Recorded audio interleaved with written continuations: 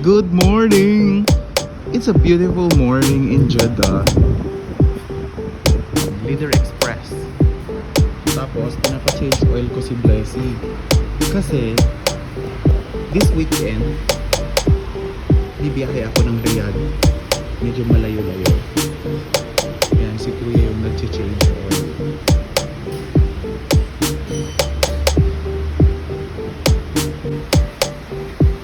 Baba na Blessy.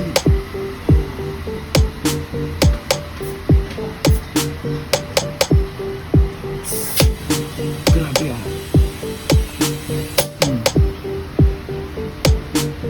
Ito yung filter. Kuya? Kaya nga may nadaanan akong may pintura kahapon. Tapos, nung paglabas ko sa kotse ni, puro pintura naman na.